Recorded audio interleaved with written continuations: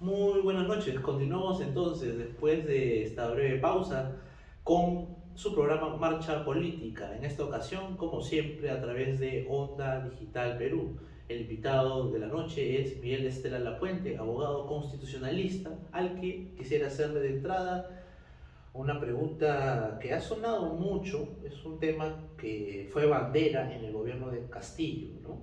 Es más, él llegó al poder afirmando que iba a cambiar la constitución, ¿no? Y que esa iba a ser, digamos, la cura milagrosa con la cual no solamente el Estado, sino que el gobierno y las instancias gubernamentales iban a funcionar. ¿Es esto tan así? ¿De verdad es necesario un cambio? ¿O por el contrario, como abogado constitucionalista, tienes quizás la idea de hacer ajustes dentro de los planteamientos y de los capítulos que tienen? ¿Cuál es tu punto? Esa es una excelente pregunta, Guillermo. Fíjate que desde que nace la Constitución en el año 93, eh, mucho se cuestionó su legitimidad de origen, al igual que la Constitución chilena de Pinochet. Comparte eso la Constitución chilena con la peruana. Sin embargo, ambas constituciones han caminado juntas, es decir, han ejercido sus efectos, han desplegado sus efectos desde el año en que fueron aprobadas hasta ahora. En Chile, por ejemplo, ha habido dos intentos de cambiar a través de dos procesos constituyentes entre el 2021 y 2023 y no pudieron cambiarla, a pesar que ahí sí ha habido órgano constituyente que ha redactado un proyecto de constitución y que en última instancia sometida a referéndum la gente no la quiso, ¿no? En el Perú no hemos llegado a ese nivel, pero desde los primeros años, desde los primeros pasos de la Constitución 93, siempre se le criticó esta legitimidad de origen.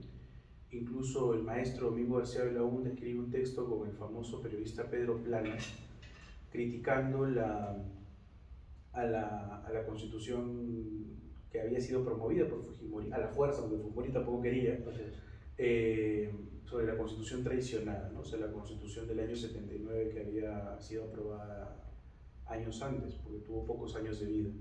Desde que nace esa Constitución siempre se le criticó su estructura hasta ahora. No es un tema que apareció con Pedro Castillo, ni es un tema que vaya a desaparecer. Es un tema que está en el imaginario de cierto sector de la población. Ahora, si es necesario cambiar de constitución, te diría que no en un principio. ¿Por qué? Porque los problemas del Perú son problemas de gestión, no son problemas de un papel. La Constitución es un marco general que tiene vocación de permanencia, es decir, quedarse a regir la vida y los destinos de un país de manera prolongada y si se puede, para siempre, como el caso norteamericano, ¿no? De su Constitución de 1787 que tiene más de 200 años de vigencia, que es un modelo, digamos así, de constitucionalismo. Entonces, por ejemplo, si yo en la Constitución pongo, a partir de mañana, en una reforma constitucional, Guillermo, Miguel, van a tener, y cada ciudadano peruano, los 34 millones de habitantes, va a tener 4 yates y 3 cuentas millonarias en el banco, sería más fabuloso, ¿no? También maravilloso. O sea, si el papel pudiera cambiar la realidad, imagínate, todos viviríamos en el paraíso. Pero no es así, ¿no? Es la realidad la que prima sobre la norma. Por lo tanto, si hay algún problema desde la realidad con su norma jurídica, la norma siempre está abierta al cambio, porque prevé un procedimiento para ser reformada. Cambiarla no me parece que sea necesario. Ahora bien, así como la realidad prima sobre la norma jurídica, en este caso la norma suprema más importante del Perú, que es su Constitución, naturalmente lo que va a ocurrir es que, ¿qué hacemos si viene una asamblea constituyente? ¿Qué pasa si el pueblo exige una asamblea constituyente?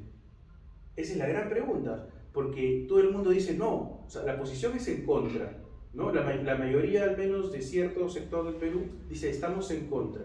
Pero ¿qué pasa si esa ola a favor es totalmente positiva y quiere un cambio de una nueva constitución? ¿Cómo se niega, cómo se le niega al pueblo ese derecho? Porque, claro, había un orden establecido en 1789 cuando el rey Luis XVI regía los destinos de Francia. Había un régimen, ¿no? Y ese régimen, ese orden, no preveía ningún tipo de mecanismo por medio del cual se pueda cambiar. No había ningún mecanismo. Entonces el pueblo rompe el orden, cambia el antiguo régimen por uno nuevo, que en un principio no fue una república, fue una monarquía constitucional.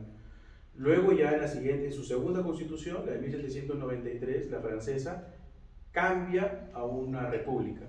En el Perú pasa esto.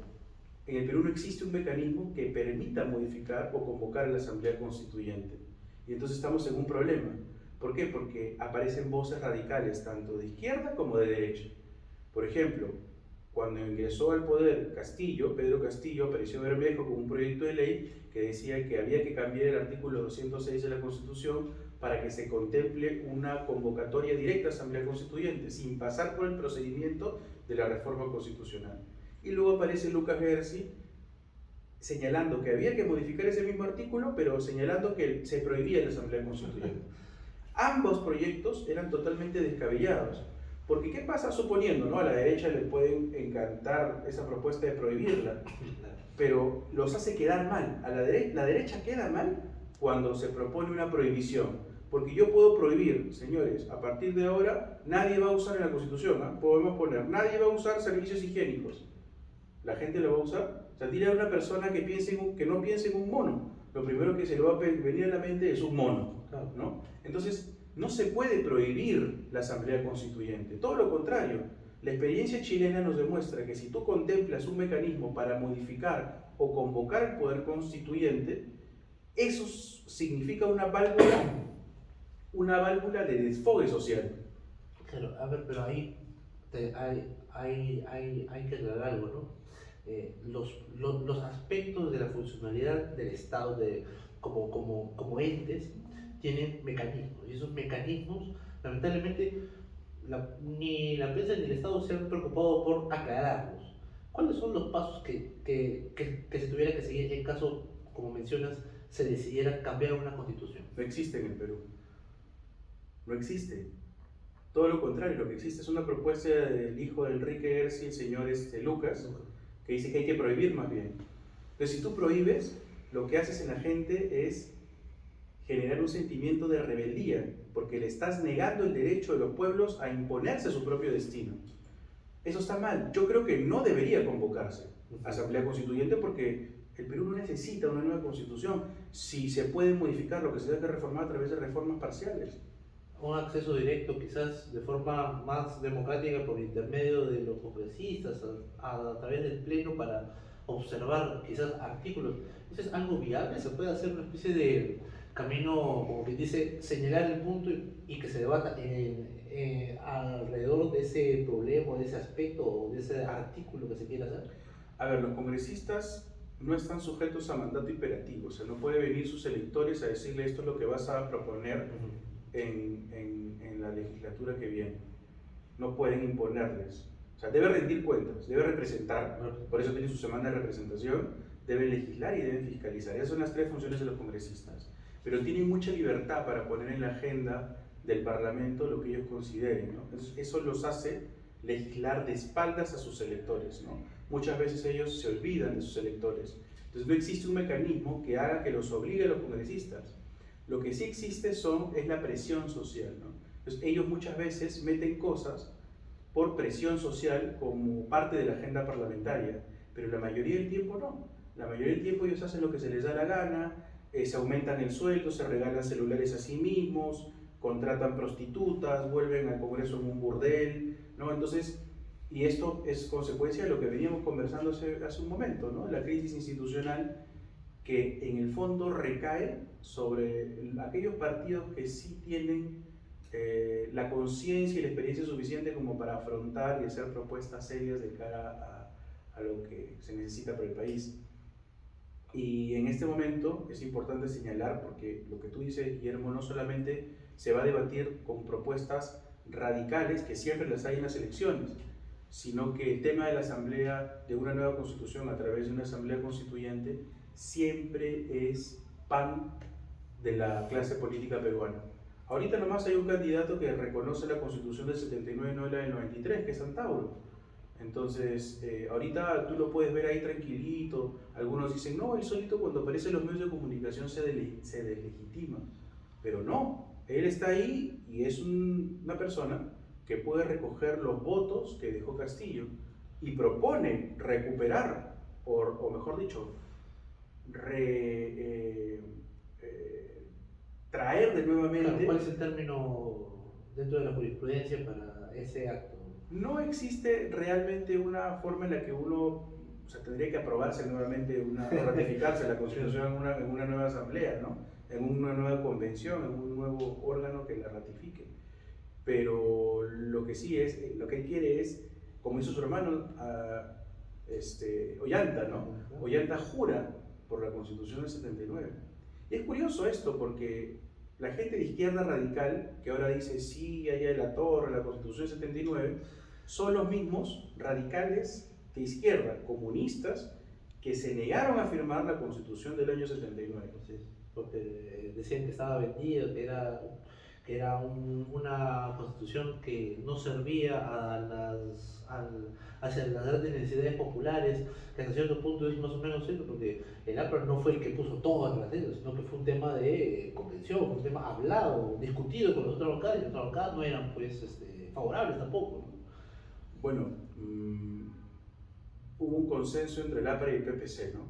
Que fue más o menos, fue una emulación probablemente una experiencia muy similar a lo que ocurrió con los socialdemócratas y socialcristianos alemanes, ¿no? Sí. Que construyeron democracia estas dos organizaciones políticas, y claramente el PPC representaba el socialcristianismo en ese momento y el APRA una ideología muy similar a la socialdemocracia, no siendo socialdemocracia, ¿no? Claro, Sino democracia social. Y ahí, ¿qué dices que pasó? ¿Cuál sería tu diagnóstico? ¿En qué momento fallamos? ¿Sobre qué? Sobre esa constitución. ¿Por qué es que llegamos otra vez a el tema del cambio de constitución y cambiarlo? Bueno, la década del 80 ha sido llamada la década perdida, la década donde se implementaron muchas políticas cepalinas. No es privativo del Perú.